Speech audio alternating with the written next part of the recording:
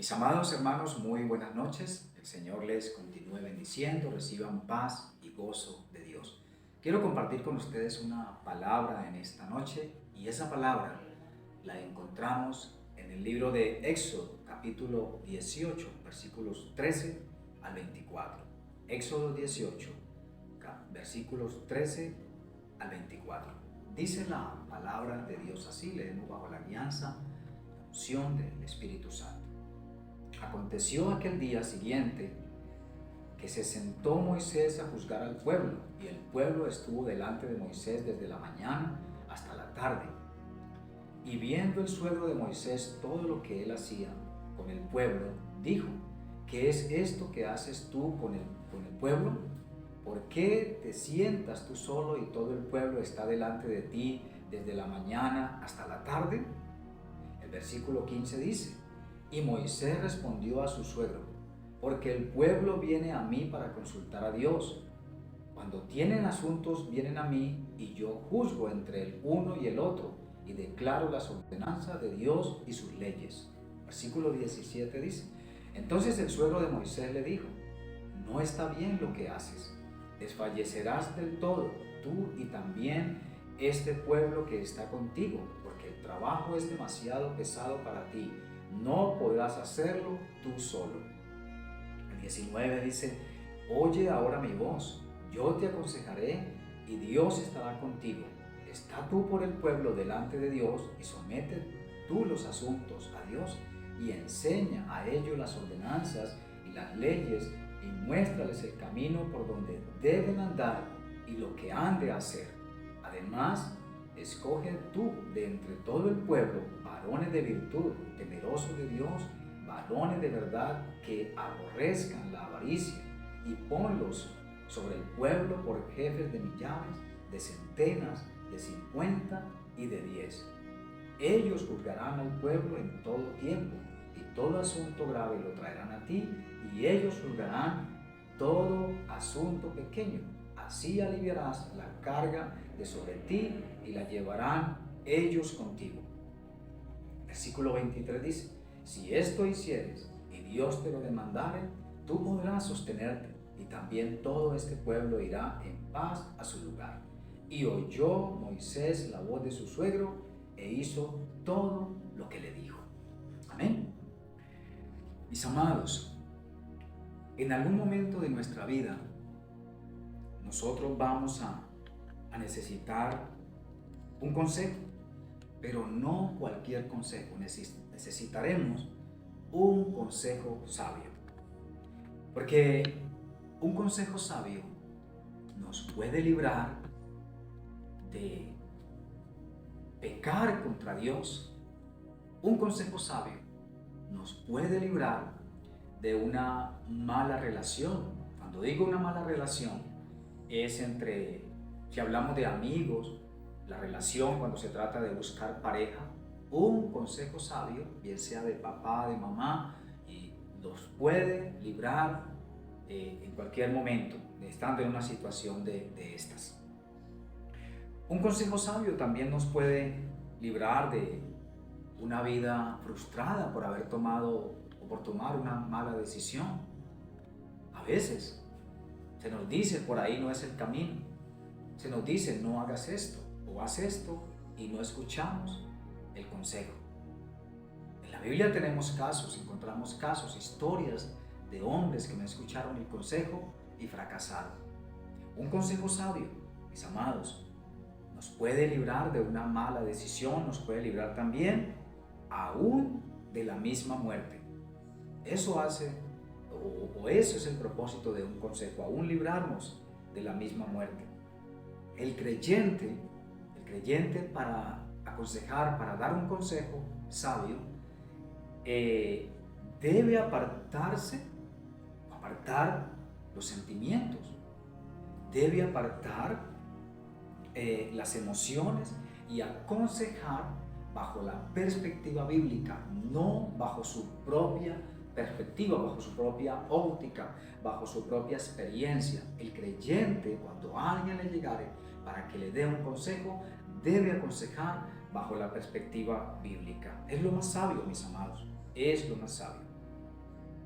Nosotros, o el propósito de un consejo, es guiar al aconsejado, dar luz en momentos de oscuridad o crisis que pueda estar pasando o viviendo el aconsejado. Ese es el propósito del consejo: guiar, instruir y ser luz, o que ese consejo sea luz en momentos de crisis, de oscuridad que pueda pasar, que pueda estar pasando la persona. Bueno, mis amados, eso como introducción al tema, y el tema es un consejo sabio.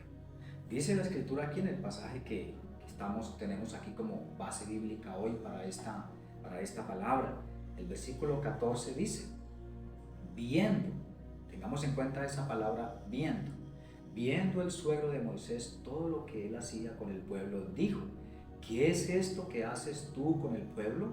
¿Por qué te sientas tú solo y todo el pueblo está delante de ti desde la mañana hasta la tarde? Ese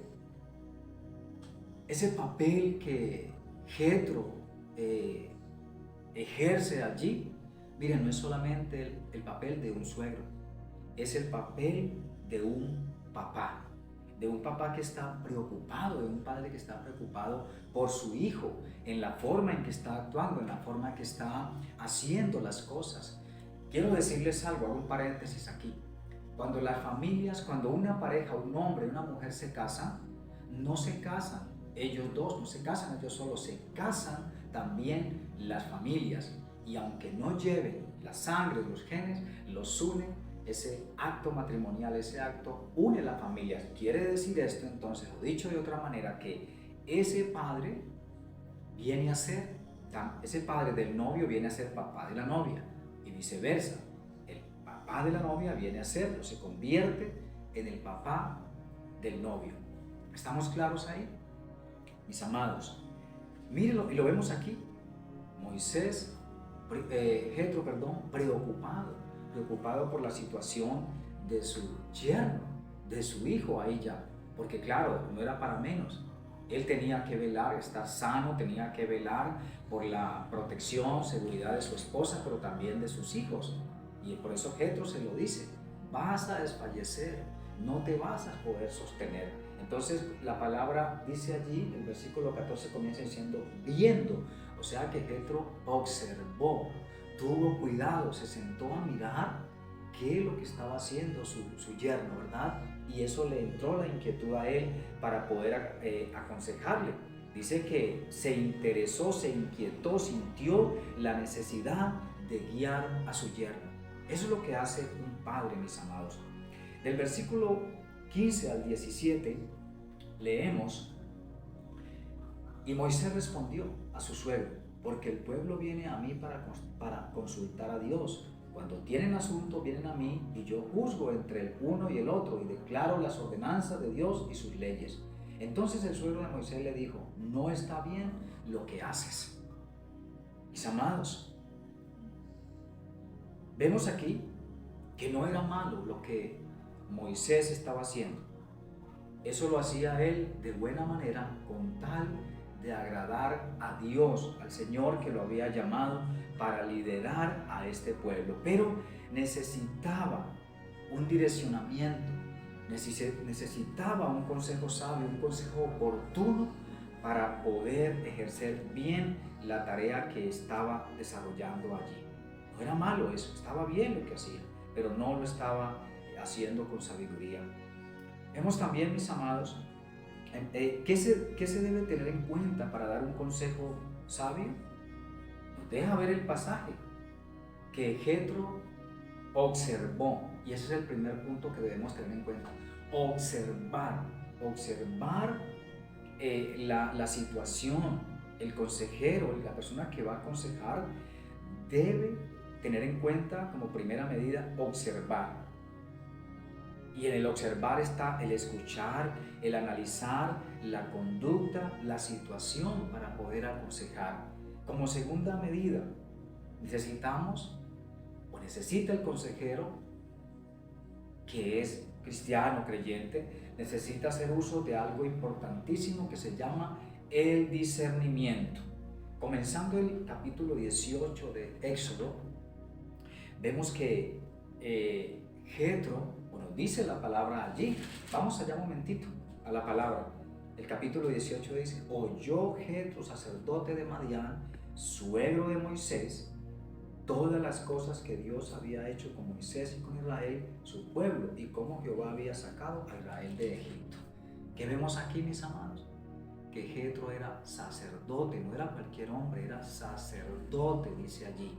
Por ende, era un hombre que estaba conectado con Dios, que tenía una relación con Dios. Entonces, esto nos da a entender que era un hombre que tenía discernimiento, pero también tenía autoridad moral para hablar, para aconsejar, para guiar.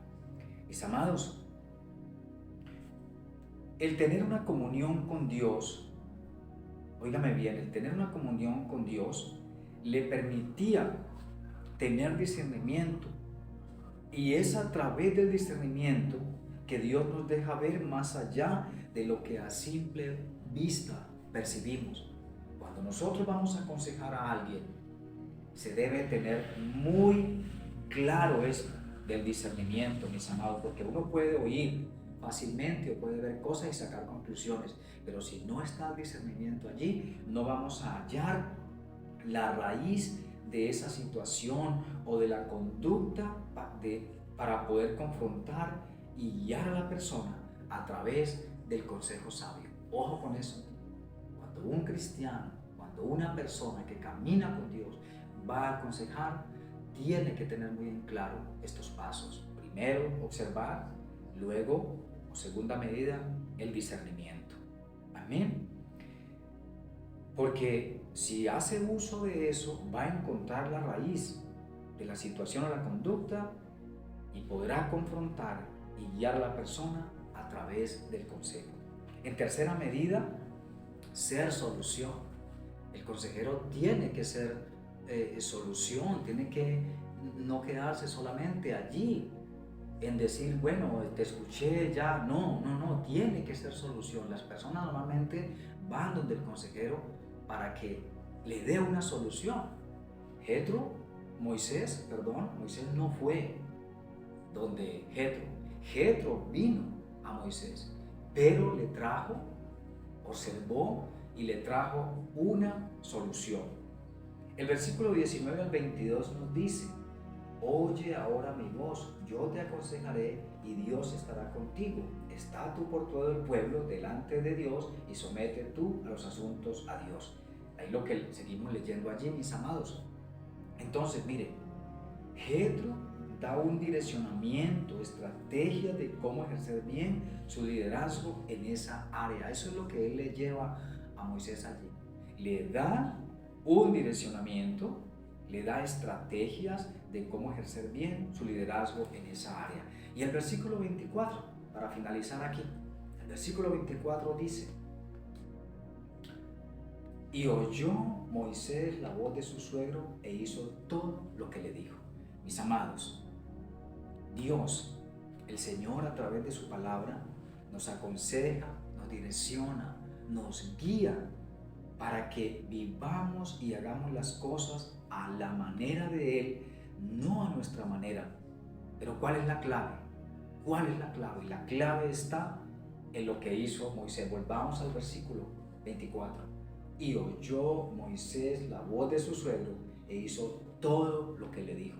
¿Cuál es la clave entonces? Escuchar la voz de Dios y obedecer. Escuchar y obedecer. Ahí está la clave, mis amados, para salir de una situación de apuros. Cuando nosotros sabemos escuchar, recibimos el consejo sabio y lo ponemos por obra. Amén. Dios les bendiga.